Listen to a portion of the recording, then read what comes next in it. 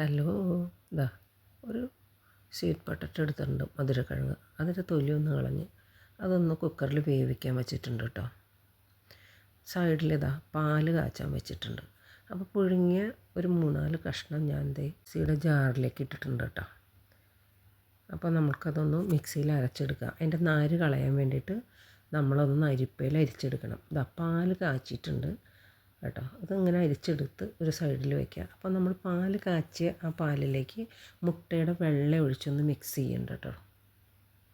അത് മുട്ടയുടെ വെള്ളം ഒഴിച്ചത് മിക്സ് ചെയ്തത് നമ്മൾ ഈ മധുരക്കിഴങ്ങ് അരിച്ചതിലേക്ക് നമ്മൾ ഒഴിച്ച് അതൊന്ന് നന്നായിട്ട് ബീറ്റ് ചെയ്ത് വെക്കുക കേട്ടോ. അത് നന്നായി ബീറ്റ് ചെയ്ത് വെക്കുക. അപ്പോൾ സൈഡിൽ വേറൊരു പാത്രത്തിൽ മുട്ടയുടെ വെള്ള മാത്രം എടുത്തത് കുറച്ച് ബാലൻസും കൂടെ വെച്ചിട്ടുണ്ട് കേട്ടോ. അപ്പോൾ നമ്മൾ കാരമലൈസ് ചെയ്യാൻ വേണ്ടിയിട്ട് പഞ്ചസാര ഇതുപോലെ ഇട്ടിട്ടുണ്ട്. പഞ്ചസാര ഒന്ന് കാരമലൈസ് ചെയ്തിട്ട് നമ്മളൊരു ബൗളിലേക്ക് അത് ഒഴിച്ച് അതൊന്ന് ചുറ്റിച്ച് എല്ലാ ഭാഗത്താകത്തക്ക വിധത്തിൽ വയ്ക്കുക. അത് വെച്ചതിന് ശേഷം നമ്മൾ കുക്കർ അടുപ്പത്ത് വെച്ചിട്ടുണ്ട്.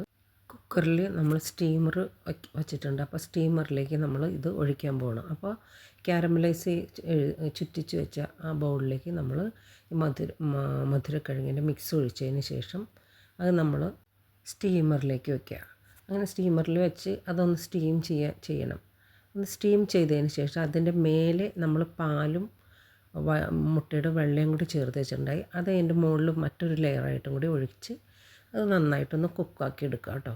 കുക്കാക്കി എടുത്ത ശേഷം നമ്മൾ അത് ഫ്രീസറിൽ വെച്ച് ഒരു 2 മണിക്കൂർ കഴിഞ്ഞപ്പോൾ ഞാൻ എടുത്തിട്ടുണ്ട്. അപ്പോൾ ഒരു അടിപൊളി മധുരക്കിഴങ്ങ് പുഡിങ്ങാണിത്.